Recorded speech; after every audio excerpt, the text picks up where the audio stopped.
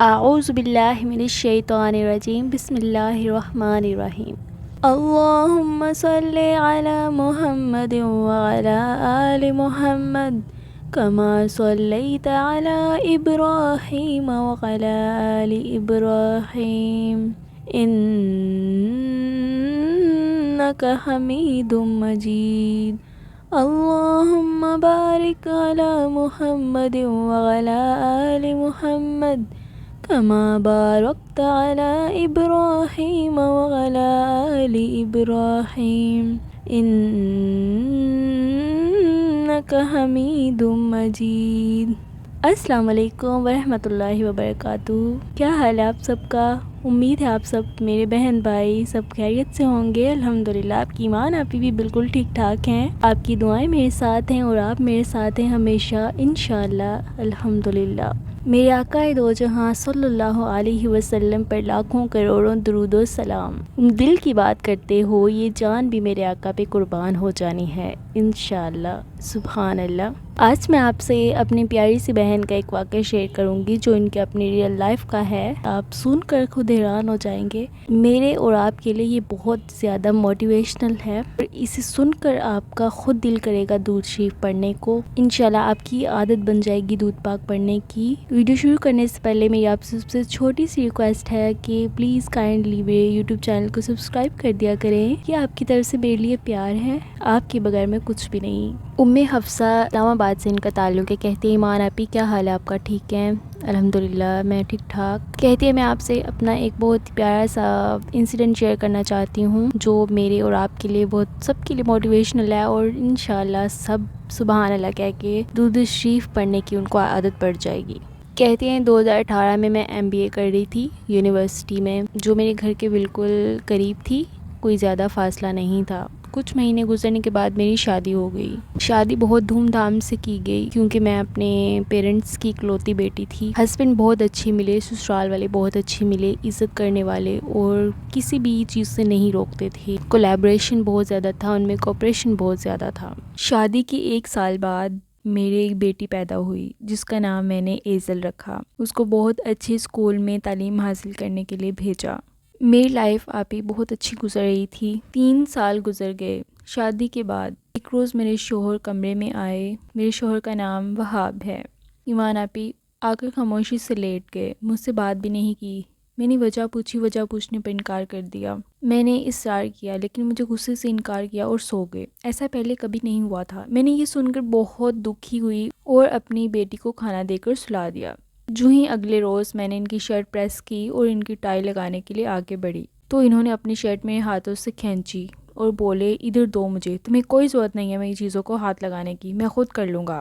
اس بات پر آپی میرے آنکھوں میں آنسو جاری ہو گئے۔ میں نے انہیں کچھ نہیں بولا۔ رات کو جب کام سے واپس گھر لوٹے تو وہاب کے فون پر مسلسل بیل بج رہی تھی۔ وہاب واش روم میں اپنا فون بیڈ پر رکھ کر چلے گئے تھے۔ فون مسلسل بج رہا تھا تو میں نے اٹھا لیا۔ میرے اٹھانے پر وہ کال تو نہیں تھی لیکن وہ میسیجز کی بیلز آ رہی تھیں۔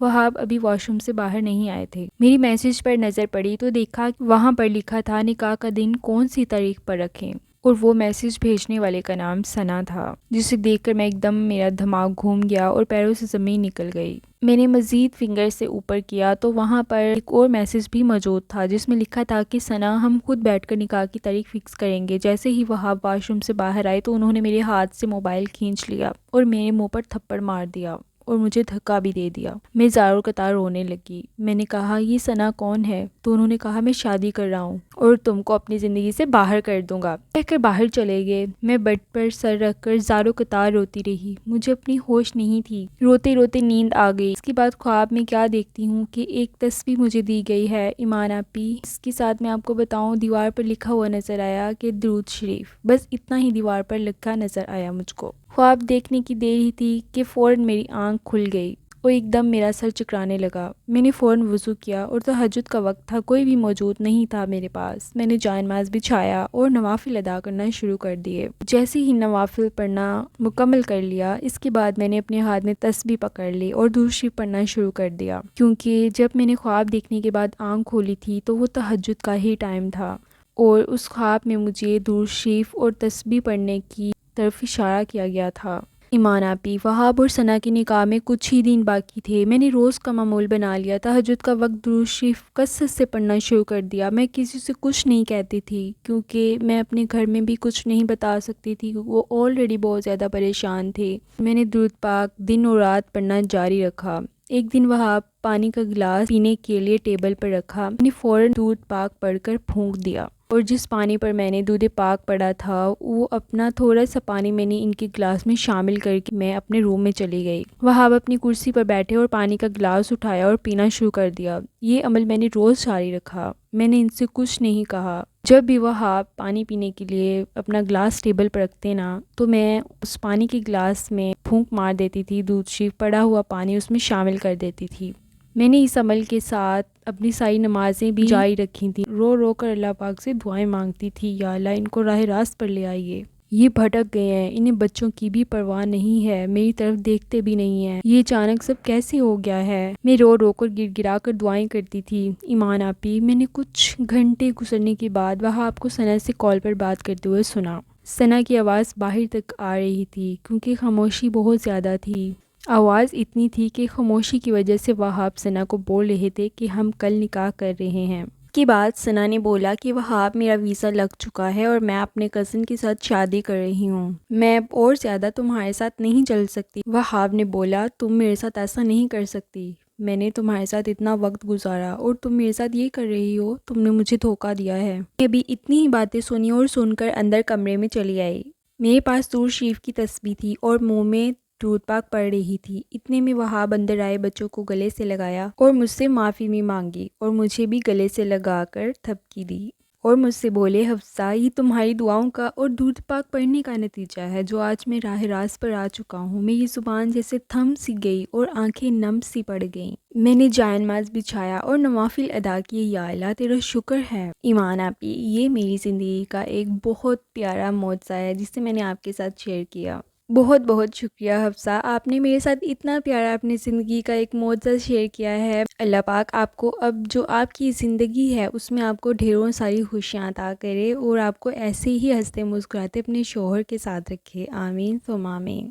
تو میرے بہن اور بھائیوں، یہ تھی حفصہ اور وہاب کی کہانی، جس سے ہمیں یہ سبق ملتا ہے کہ درود پاک پڑھنے والے کو اللہ پاک کس طرح سے اس کی زندگی بدل دیتے ہیں، اس کی تقدیر بدل دیتے ہیں، اس کی زندگی کو مشکلوں سے پلٹ کر، مصیبتوں سے نکال کر اس کے لیے آسانیاں بڑھا دیتے ہیں۔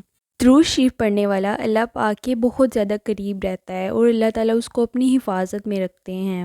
وہ جو بھی کام شروع کرتا ہے اس کو خیر ہی ملتی ہے اور اس کو کامیابی ملتی ہے۔ اللہ کے نبی صلی اللہ علیہ وآلہ وسلم نے فرمایا، مجھ پر درود پاک پڑھا کرو، بے شک تمہارا درود پاک پڑھنا مجھ تک پہنچتا ہے۔ آپ نے فرمایا، جو شخص مجھ پر ایک مرتبہ درود پاک پڑھتا ہے، اللہ پاک اس پر 10 رحمتیں نازل فرماتے ہیں، اس کے 10 گناہ معاف کر دیے جاتے ہیں اور اس کے 10 درجات بلند کر دیے جاتے ہیں۔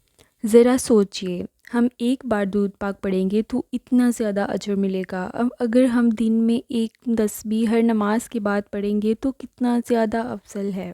اب سوال یہ ہوتا ہے کہ ہم درود شریف ہم کس وقت پڑھیں اور ہمیں کتنا پڑھنا چاہیے اور ہمیں کون سا پڑھنا چاہیے۔ جون سا بھی پڑھتے ہیں اس میں خیر ہی خیر ہوتی ہے، تو ہم دوسرا درود پاک بھی پڑھ سکتے ہیں۔ بسم اللہ الرحمن الرحیم، اللہم صلی علی محمد وعلی آل سیدنا محمد النبی الامی وعلی آلہ وبارک وسلم۔ اس کے علاوہ اگر ہم یہ بھی نہیں آتا نا تو ہم صلی اللہ علیہ وسلم یہ بھی پڑھ سکتے ہیں۔ درود ابراہیمی کی اپنی فضیلت ہے۔ اللہ کے نبی صلی اللہ علیہ وسلم نے خود ارشاد فرمایا کہ جس شخص نے درود ابراہیمی ایک بار مجھ پر پڑھا، اللہ پاک اس پر 10 رحمتیں نازل فرماتے ہیں، اس کے 10 گناہ معاف کر دیے جاتے ہیں اور اس کے 10 درجات بلند کر دیے جاتے ہیں۔ بعض اوقات ہم اپنی کوئی چیز گھر پر رکھ کر بھول جاتے ہیں اور ہمیں یاد نہیں آتی ہے، ہمیں لگتا ہے کہ ہم نے نہ جانے کہاں پر رکھ دی ہے، تو ہم بہت زیادہ پریشان ہو جاتے ہیں، ہم ایک جگہ پر بیٹھ کر سوچتے رہتے ہیں لیکن وہ ہمیں چیز کا پتہ نہیں چلتا۔ جب ہم اپنی کھوئی ہوئی چیز کو واپس لانا چاہتے ہیں نا تو ہم ایک بار درود پاک پڑھ لیں تو وہ چیز ہمیں فوراً سے مل جاتی ہے۔ اسی طرح ہی ایک بچہ پیپر دینے کے لیے بیٹھتا ہے،